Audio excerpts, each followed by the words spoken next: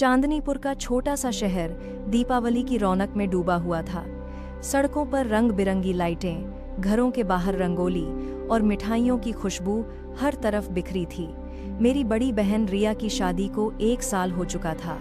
रिया, जिसकी खूबसूरती की तारीफ हर कोई करता था, उसकी बड़ी बड़ी आंखों में एक अजीब सी चमक थी और चेहरे पर ऐसी मुस्कान जो किसी का भी दिल जीत ले। और मेरे जीजू अर्जुन, एकदम फिल्मी हीरो जैसे, लंबे चौड़े कंधे, गहरी आंखें और एक ऐसी मुस्कुराहट जो रिया को हर बार शर्मा देती थी।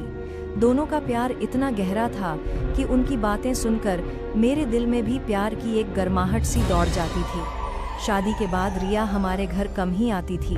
अर्जुन को रिया के बिना एक पल भी चैन नहीं पड़ता।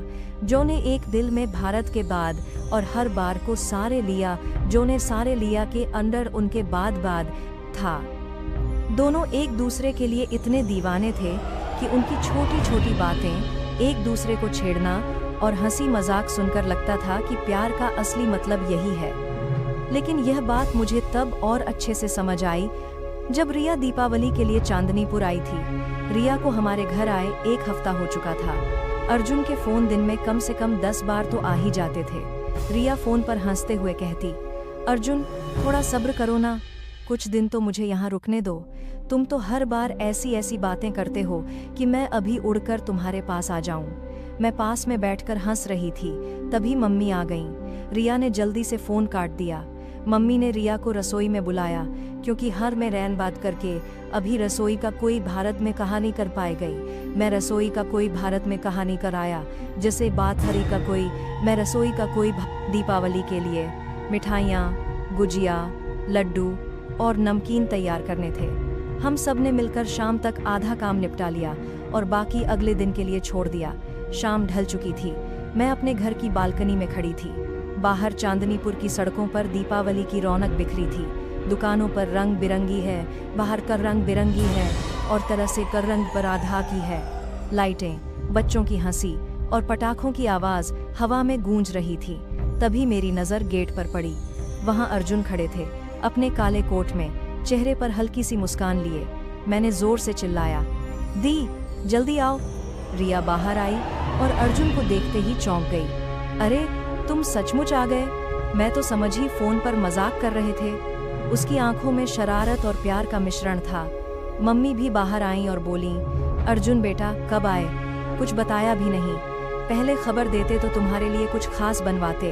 अर्जुन ने अपनी वही दिलकश मुस्कान दी और बोले, सासू माँ, मैं चांदनीपुर आया था तो सोचा आपसे मिलकर ही जाऊं। मम्मी ने तपाक से कहा, जाने की बात क्यों कर रहे हो? रात को खाना खाकर आराम करके सुबह जाओ, मैं तुम्हें अभी कहीं नहीं जाने दूंगी।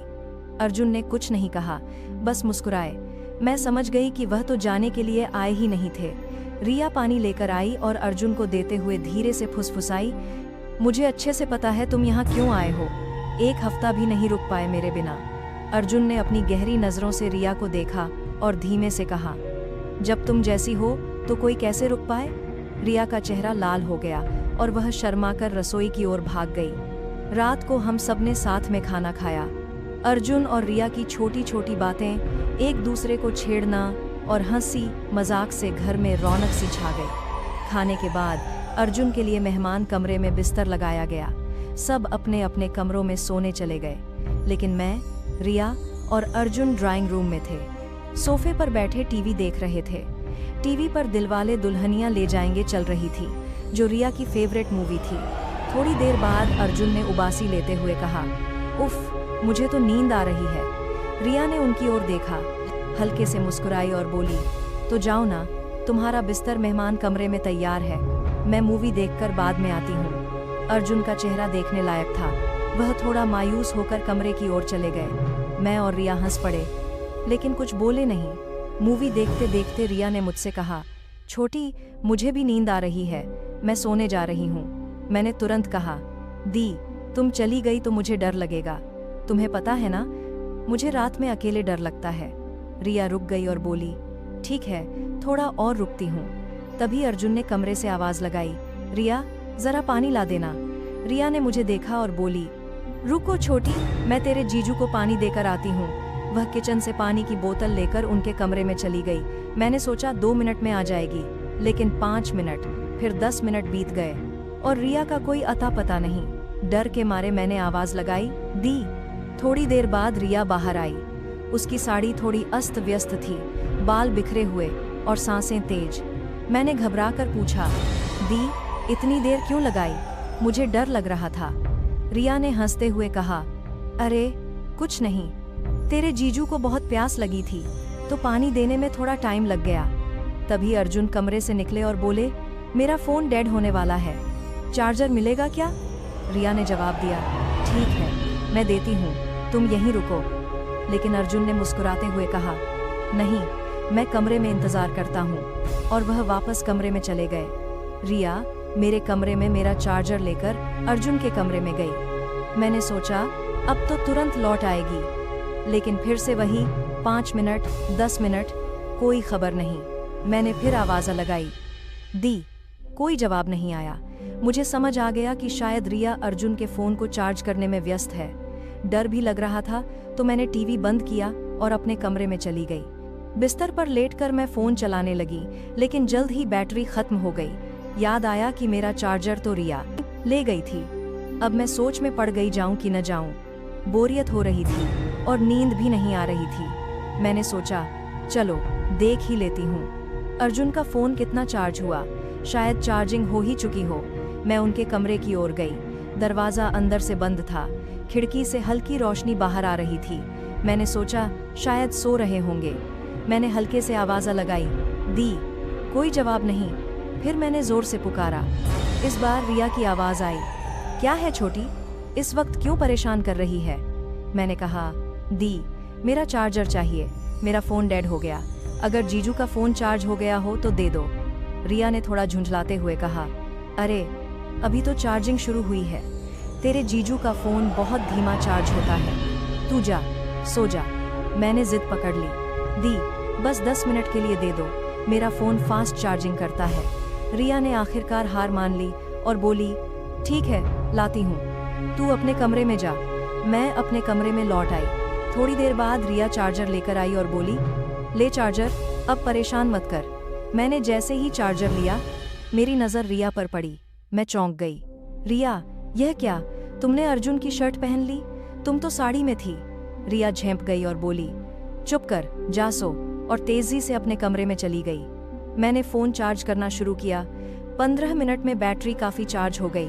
मैंने सोचा, चलो चार्जर वापस दे आती हूँ। अगर रिया सो रही होगी तो मैं खुद अर्जुन के फ़ोन को चार्जिंग पर लगा दूंगी। मैं उनके कमरे में गई।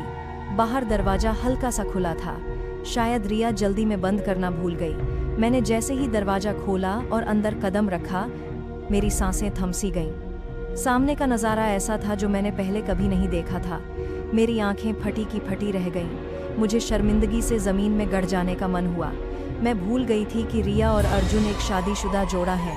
मुझे पहले आवाज़ देनी चाहिए थी, लेकिन वह दोनों इतने खोए हुए थे कि उन्हें मेरे आने का ज़रा सा भी अंदाज़ा नहीं था। मैं तेज़ी से पीछे हटी और दरवाज़ा बंद कर दिया। मेरे दिल की धड़कनें तेज़ थीं। मैं अपने कमरे में भागी और बिस्तर पर लेट गई। दिमाग में हज़ारों सवाल घूम रहे थे। मैंने खुद को समझाया कि यह उनकी निजी ज़िंदगी है और मुझे इसमें दखल नहीं देना चाहिए, लेकिन फिर भी मन में एक अजीब सी बेचैनी थी। सुबह हुई। मैंने सोचा कि रिया और अर्जुन से इस बारे में कुछ नहीं कहूँगी, लेकिन जब मैं ड्राइंग रूम में आई तो देखा कि रिया और अर्जुन पहले से ही वहाँ बैठे थे, चाय पी रहे थे। रिया की आंखों में वही शरारत थी और अर्जुन की मुस्कान वैसी ही दिलकश। दोनों की बातों से लग रहा था जैसे कुछ हुआ ही न हो। मम्मी ने मुझे देखते ही कहा, छोटी, तू इतनी देर तक सोती क्यों है? देख, अर्जुन और रिया कितनी जल्दी उठ गए। मैंने हल्के से मुस्कुराकर बात टाल दी, लेकिन रिया ने मेरी ओर देखा और आंख मार दी, जैसे कह रही हो, कुछ मत बोलना। दिन बीतने लगा। दीपावली की तैयारियां जोरों पर थीं। घर में मेहमानों का आना जाना शुरू हो गया था, लेकिन मेरे दिमाग में वही रात का मंजर बार बार घूम रहा था। मैंने सोचा कि शायद मुझे रिया से बात करनी चाहिए, लेकिन फिर लगा कि यह सही नहीं होगा। शाम को दीपावली की पूजा थी। रिया ने लाल साड़ी पहनी थी और अर्जुन भी ट्रेडिशनल कुर्ते में बेहद हैंडसम लग रहे थे। पूजा के बाद हम सब ने मिलकर दिए जलाए। चांदनीपुर की सड़कें रोशनी से जगमगा रही थीं। अर्जुन और रिया एक दूसरे को देखकर मुस्कुरा रहे थे। उनकी केमिस्ट्री इतनी खूबसूरत थी कि मैं उस रात की बात को भूलने लगी। लेकिन तभी कुछ ऐसा हुआ जिसने मेरे होश उड़ा दिए। पूजा के बाद जब सब लोग बाहर आतिशबाजी देखने गए, मैंने देखा कि अर्जुन और रिया गायब थे। मैंने सोचा शायद वे कहीं बातें करने गए होंगे, लेकिन मेरी नज़र गेट की ओर गई, जहां एक काले कोट वाला शख्स खड़ा था। वह अर्जुन जैसा लग रहा था, लेकिन कुछ अलग सा था।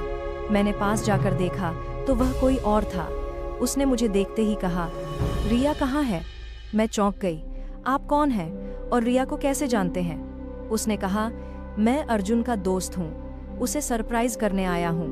मेरे दिमाग में हजारों सवाल उठने लगे। अगर यह अर्जुन का दोस्त है तो अर्जुन ने इसके बारे में कभी क्यों नहीं बताया? और अगर अर्जुन और रिया घर में हैं तो यह शख्स यहाँ क्या कर रहा है? मैंने उससे कहा, आप अंदर आइए, मैं रिया को बुलाती हूँ। मैं घर में गई और रिया को ढूंढने लगी, लेकिन वह कहीं नहीं थी। अर्जुन भी गायब थे। मैंने मम्मी से पूछा तो उन्होंने कहा, वो दोनों शायद छत पर गए होंगे। मैं छत पर गई, लेकिन वहाँ भी कोई नहीं था। मेरी बेचैनी बढ़ने लगी। तभी मुझे रिया की आवाज़ सुनाई दी। वह मेहमान कमरे की ओर से आ रही थी। मैं तेज़ी से वहाँ गई। दरवाज़ा हल्का सा खुला था। मैंने अंदर झांका और जो देखा उसने मेरे पैरों तले ज़मीन खिसका दी। रिया और अर्जुन वहाँ थे, लेकिन उनके साथ वो शख्स भी था जो गेट पर मिला था। तीनों की बातचीत से ऐसा लग रहा था जैसे वे एक दूसरे को बहुत पहले से जानते हों। रिया की आंखों में एक अजीब सी चमक थी जो मैंने पहले कभी नहीं देखी थी, और अर्जुन का चेहरा गंभीर था, जैसे वह कोई बड़ा राज छिपा रहा हो। मैं चुपके से पीछे हट गई। मेरे दिमाग में सवालों का तूफान उठ रहा था। यह शख्स कौन था? रिया और अर्जुन उससे इतनी गुप्त बातें क्यों कर रहे थे? और क्या यह सब दीपावली की रौनक के बीच कोई बड़ा रहस्य था? जैसा कि मैंने पहले बताया, उस रात मेरे पैरों तले ज़मीन खिसक गई थी। मेहमान कमरे में रिया, अर्जुन और उस अजनबी शख्स की मौजूदगी ने मेरे मन में सवालों का तूफान खड़ा कर दिया था। मैं चुपके से पीछे हटी और अपने कमरे में लौट आई। दिल की धड़कनें तेज थीं और दिमाग में हजारों सवाल घूम रहे थे। यह शख्स कौन था? रिया और अर्जुन उससे केश था